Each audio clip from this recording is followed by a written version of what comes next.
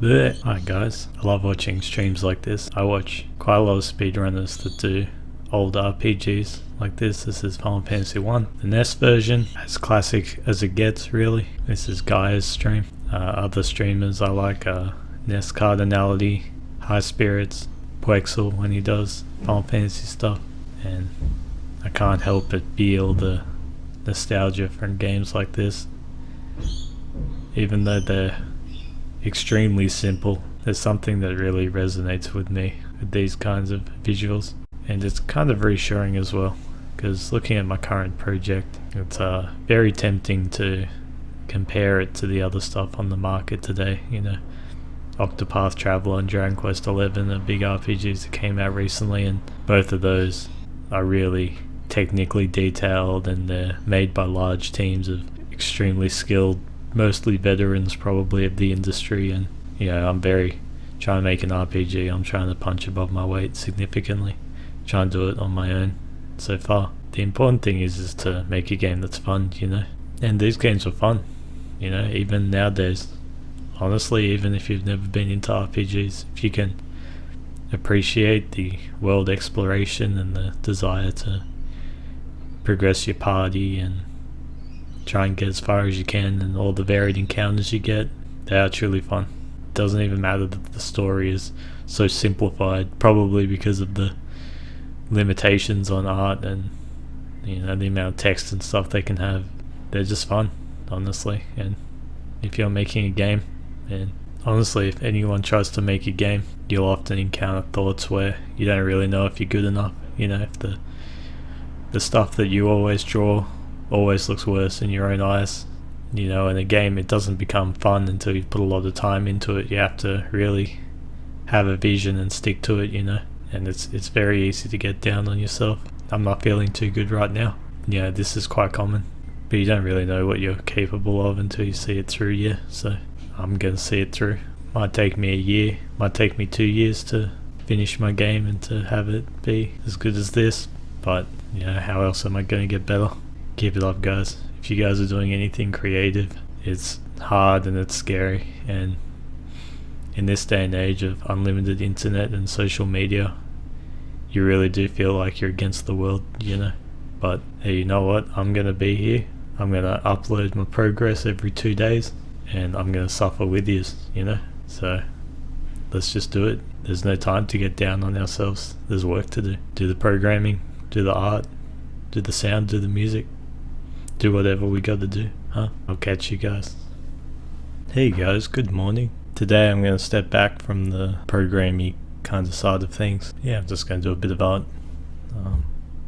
Taking a look at my little areas that I've noted down here. I'll probably have to go at doing the basics of each of these. Overworld will work a bit differently, I think, so I'll hold off on that. And I've already got like the basics of the prison down.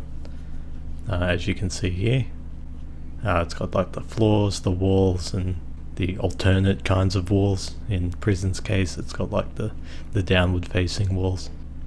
So I'll be looking at doing like forest, cave, camp, mountain, tower, keeping it simple today.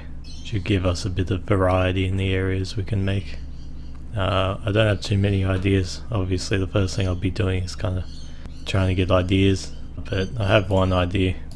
I quite like Final Fantasy Mystic Quests for its forests. It's got like the standout trees, and it's got like two kinds. It's got like a 2x2 and then a single tile, like smaller bush. I might do that for like the mountains as well. I think that looks kind of neat. But I'll be focusing on the basics, just the necessary floors and walls that are needed. Stuff like, for instance, I'm probably going to avoid doing town because there's so much more going on there. Like I need buildings, and then I need to think about how the buildings are going to work, the NPCs and stuff like that, and then I'd want to plan out a decent town, to be for the functionality that'll come in the future. So I'll have a go at that and we'll see how I go, I guess. Bye. Perfection. So I think I'll settle with these forest tiles I did just now.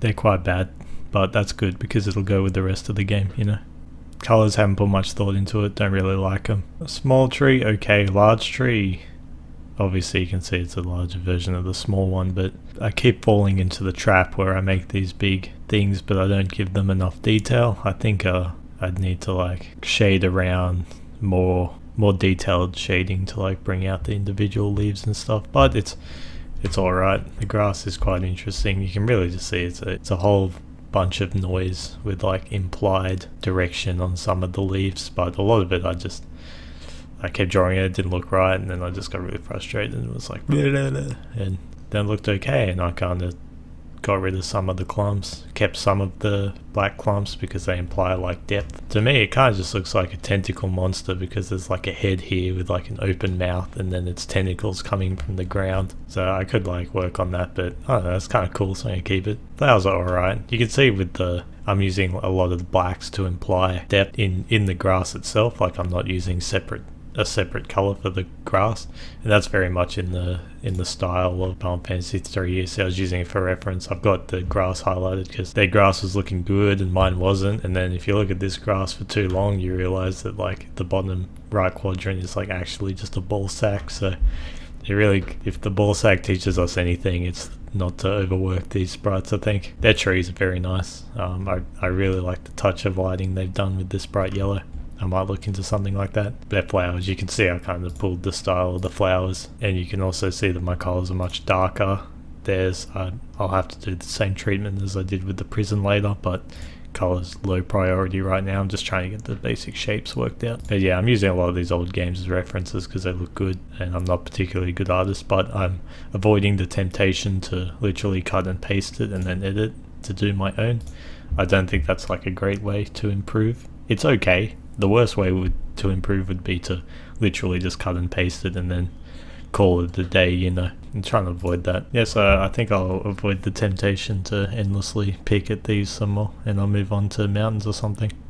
Hi, I've done more art. Next is like a mountain, rocky mountain kind of biome. Thought it'd be cool to make it like cliffy, so you'd like climb up the stairs, go along the cliff, so you can see I've got the walls, got some stairs. My small obstacle here is this rock. You see I use very limited colors, just the black and the two browns for the most part. For the mountain in the end here, I felt it necessary to introduce a third darker brown here. These two right here aren't actually going to be used. These are like all my attempts at kind of the tree equivalent obstacle, and I settled with this kind of mountainy looking thing. It might stand out a bit compared to how like detailed and how thick the black lines are on all this, because obviously it's like a really rocky, dense terrain, so I wanted to get that feeling off. And this is it, like you can see the lines have been very smooth, and it's like smooth rock up against rocky stuff. It might be right, we'll see anyway. But I thought it was a bit more interesting than my first attempt, which turned out very smooth. Kind of looks like, yeah, 3 nuts. Yeah, I thought I'd, keep the failures there to show the process I went with. Yeah, I've been looking a lot at, I think this is Pokemon. Every so often, if I can't get a feel for something, I try and see how other older games attempted the same thing. And Pokemon came to mind with its like cavey stuff. And yeah, Final Fantasy Legend 3 tiles ripped by Felix Trapper. So thanks Felix Trapper for use with RPG Maker 2K. That is quite an old one, so this was done quite a while ago. Yeah, I really like the Game Boy Color sprites because I grew up playing this kind of stuff, as most people did with Pokemon. But it really shows like all of this stuff is just the same 4 colors, black, white and 2 grays. Same here, because that was the limitations of the Game Boy. Yeah, only 4 colors, which is intense, but it's still crazy the amount of detail and variation they could make in the maps and stuff under those limitations. So really good stuff. I'm trying to keep my number of colors quite low as well, so I can kind of get good at that stuff. So bye. Oh dudes, I'm beat. It's too hard, man. I give up. That's it. Never again. I'm done. I tried, man. I really tried, but I can't do it. It's just too slow and painful. No, I'm kidding. Here's my final update for the day. I think I'm donezo. Here's the new ones. I got this pink cavey thing here. I thought for the walls I needed some kind of rocky texture, but I didn't want to just, I already had like so I thought maybe if I had like rocks more evenly protruding out of like the wall, it's got like this downward spire kind of look to it. So I thought it was pretty cool. Just repeat it. I had a go at doing like a top of the wall that I'd put all around that didn't go very well, so I think for now that's a no-go. Grounds, same as the Cliff, easy variation on the ground there. And for the rocks, I've got like the theme of the cave is more spiky, so I made like a rock that's kind of got like a spike on it, and it's meant to have like grooves running all around it. That's why the lighting hits it and it runs around the rims a bit strangely. It's whatever, I'll take it. Then I was gonna do, well, this was gonna be tower I had in mind, which I started with a variation on the prison bricks here. I thought I'd just change the shape of the bricks, so I just kept changing all the stones one by one, and I eventually settled on this. It's kind of like a more smooth round stone construction. You can see I use the same technique for like the downward walls, where it kind of the shadowing gets more intense as you get to the bottom. It's kind of cool. I think the crystally blues complement well with the purpley floor stuff to like a tile pattern. It's kind of turned into like more of a under the sea temple kind of thing, which I can dig. It kind of makes sense actually. It'd be a good place to stick the coral dude enemy that I had, and so I thought I'd draw some pillars, draw some statues as well. I got my little fishy man. Thought I'd do a big statue, a big two spacer, so we've got like a mermaid with the trident here. It's pretty mean. And finally, I'm thinking these aren't so much forest tiles as they are just greenery tiles, maybe something that'll go in a town. So I wanted a forest that would be more dense with trees, so you can kind of see my attempt up here. It's darker, it's spookier, the general grass will be much more noisier. Struggling a bit, to be honest. Yeah, I've had a few attempts here. This kind of didn't work out. It was meant to be like a huge cluster of foliage. I don't know, man.